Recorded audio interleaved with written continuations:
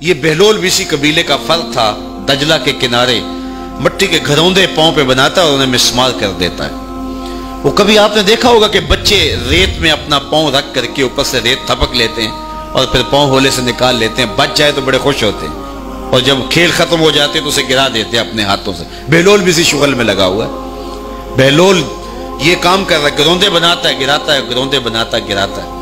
بادشاہ گزرا، پوچھا بہلول کیا کر رہے ہو؟ ہنس کے کہا جنت کے مکان بنا رہا ہوں۔ کہا بیچتے ہو؟ ہاں بیچتا ہوں۔ کتنے کا؟ 10 روپے کا، سیل لگائی ہوئی ہے۔ بادشاہ مسکرا کے گزر گیا، دیوانہ ہے، مجنوں ہے، اپنی موج میں لگا ہے۔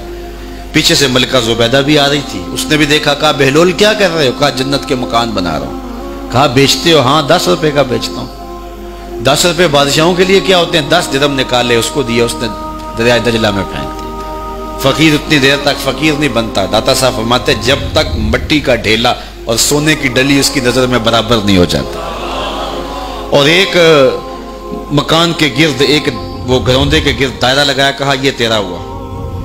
ملکہ گزر گئی، بادشاہ بھی چلا گیا۔ شام کو اپنے محل میں پہنچے، بادشاہ سویا، منظر جاگا کہ حشر کا دن ہے، پھر جنت کا منظر ہے، جنت میں بڑے بڑے خوبصورت مکان ہیں۔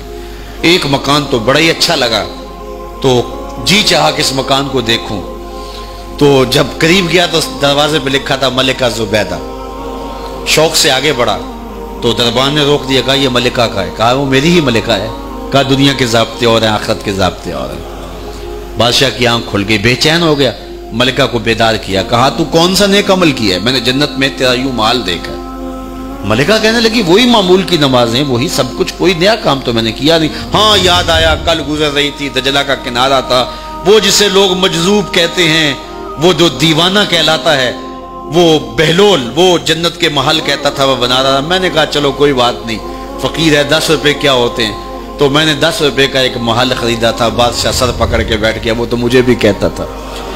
میں دیوانے کی بات سمجھ کے گزر گیا۔ اگلے دن بادشاہ قصدن گزرا۔ جب قصدن گزرا نا تو دل دھڑک رہا تھا کہ کہیں مجذوب پھر آج مل جائے اور اسی موج میں ہو تو کام بن جائے۔ دیکھا تو بہلول وہاں بیٹھا ہوا ہے، آگے بڑھ کے دیکھا تو کام بھی وہی۔ بادشاہ پھر رک گیا، پوچھا بہلول کیا کر رہے ہو؟ اب دل دھڑک رہا تھا کہ مجذوب ہے، کوئی اور بات کہہ دے تو چلو اچھا ہو کہ وہی جواب دے دے۔ اس نے وہی جواب دیا، جنت کے محل بنا رہا ہوں۔ بادشاہ کا کچھ دل ٹھہرا، پھر کہا اچھا بیچتے بھی ہو؟ ہاں ہاں بیچنے کے لیے بنا رہا ہوں۔ بادشاہ ادھر جیب میں ہاتھ ڈال رہا ہے اور ادھر پوچھ رہا ہے کتنے کا؟ کہا آدھی حکومت لگے گی۔ کہا کل تو 10 روپے کے بتا رہے تھے۔ کہا کل تم نے دیکھا نہیں تھا، آج سودا دیکھ کے لے رہے ہو۔ اللہ تعالیٰ ارشاد فرماتا ہے انما تنذر من اتبع ذکر وخشی الرحمن بالغیب، جو ان ڈٹھے سودے کرتے ہیں، جو بغیر دیکھ کے کرتے ہیں۔ اچھا چلو ایک خوشخبری میں آپ کو بھی سناؤں، اور وہ خوشخبری رسول اللہ کی زبان سے۔ حضور نے فرمایا طوبی لمن رآنی وآمن بی وطوبی 7 مرات من لم یرانی وآمن بی۔ فرمایا صحابہ تمہیں مبارک ہو ایمان کی کہ تم نے مجھے دیکھا اور میرے اوپر ایمان لائے، اور کہا انہیں 7 مبارکیں ہوں جنہوں نے مجھے دیکھا بھی نہیں ہوگا اور پھر بھی ایمان لائیں گے۔ انما تنذر من اتبع ذکر وخشی الرحمن بالغیب فبشرہ بمغفرۃ واجر کریم۔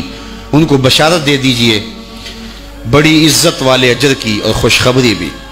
تو جس اجر کو میرا رب بھی کریم کہہ رہا ہے وہ اجر کیسا ہوگا؟ تو یہاں تو لہجہ دم توڑتا ہے اور الفاظ ساتھ نہیں دیتے کہ اجر کریم کی کیا تعریف کریں جس اجر کو میرے رب نے بھی کریم کی صفت سے موصوف کر دیا ہے۔